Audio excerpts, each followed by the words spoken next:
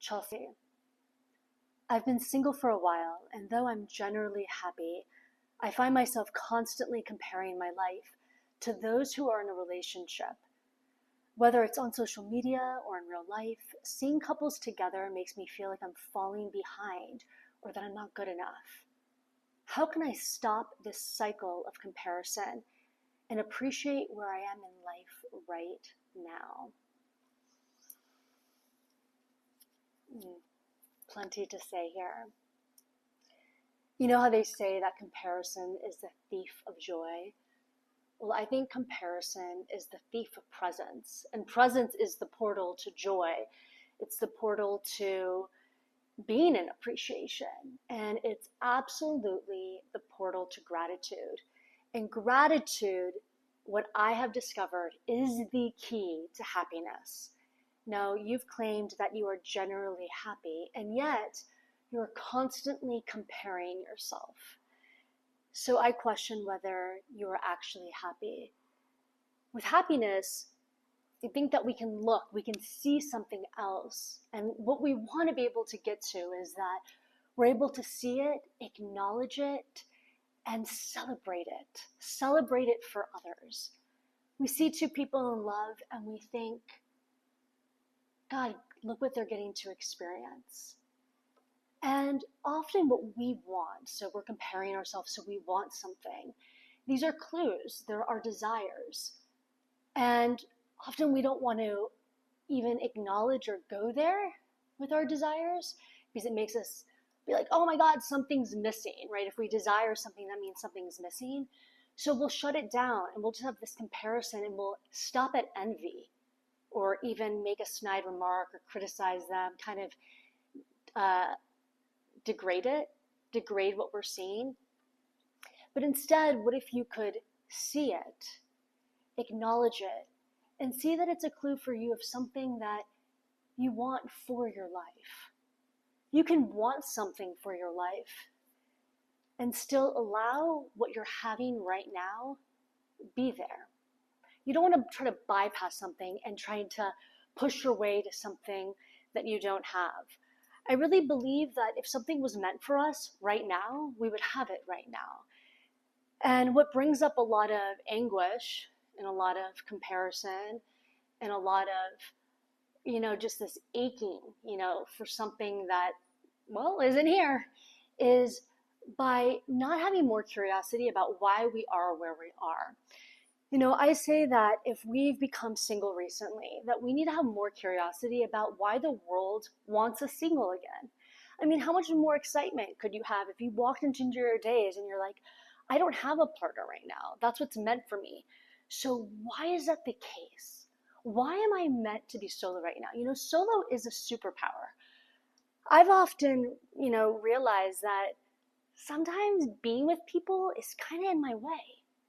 And acknowledging that and therefore leaning into appreciating the soloness has allowed me to navigate the world differently. So I'm not comparing myself, but I'm seeing like I'm one of one and you are one of one right now, And it's like, how can you celebrate that? How is that actually going to be your superpower? Maybe because you're not with someone else, that's going to allow you to walk into rooms that you would have never walked into before. Or if you were to walk in with someone else, you wouldn't have be able to be open to the opportunities that exist for you when you're walking in alone. So I would really look into that. Instead of comparing yourself and seeing what you are without, say, okay, let me see. This means that I do want something for my life, but what's coming up is different. And that means that what I'm in, I need to see why I'm in this. I need to become curious about what is here for me and get excited about that. It also reminds me what you're saying is the labyrinth metaphor. And that is that so often we can think of life being a maze and a labyrinth is a maze. A maze is that we are being tricked, right? So we'll look at pictures of other people and we are we're being tricked, we shouldn't be in this place in our life, we're falling behind. And with a labyrinth, you can see other people walking past and be like, oh my God, they're ahead of me, I'm behind. But wait a second. No, we all end up in the same place in the center.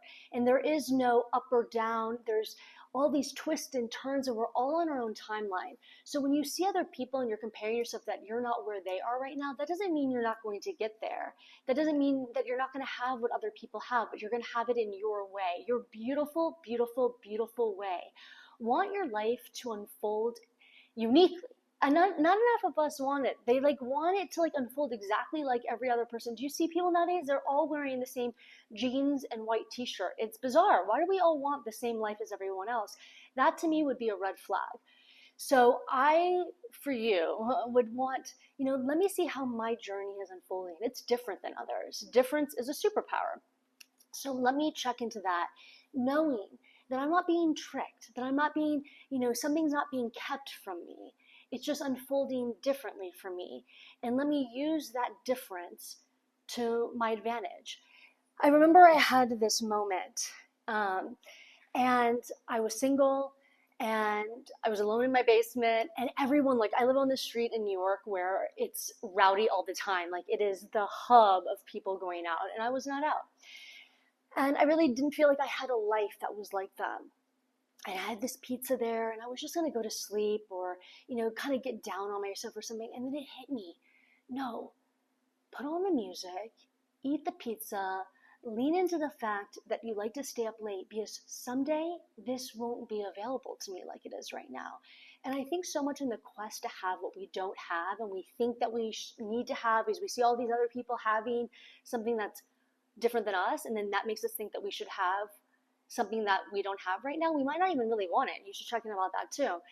Is that we miss what's here for us now, and we think the prize is something that isn't available to us. But right now, the prize is in what's available to you, and remembering that nothing lasts forever. So if you want to appreciate the now more, you have to remember that these aren't life sentences that you're in. The sooner that you can embrace what it is and not resist it, the more that you can flow into the next thing. So, I will never forget that night when I ate that pizza and I listened to that music, and I started getting involved what was happening for me. And I started appreciating it rather than resisting it, and really just holding this belief and this awareness in my mind that, my God, when a partner comes along, I've dealt with this, guys not wanting me to stay up that late. So, God, if I got to go along with what they're doing, I might have to do bed earlier, or you don't have children. But when children come along, it might no longer be time for you to pursue different passions at will, right? If you have solitude, use the solitude to your advantage, because if you have a partner, if you have children, another family, the solitude might become less and less, and then you'll yearn for the solitude. So have what is here for you and use that, and trust that what is here is the gift, and it's for your development. But if you push it away and you keep on comparing yourself, you're missing out on the gift, and you're going to delay the benefits. So benefit now. If this helped you, thank you, thank you, thank you. Please tell me what resonated with you here, and share it with someone that might need it as well. And thank you, as always, for your questions and trusting me with, my perspective. I am always here to help in whatever way I can. Thanks.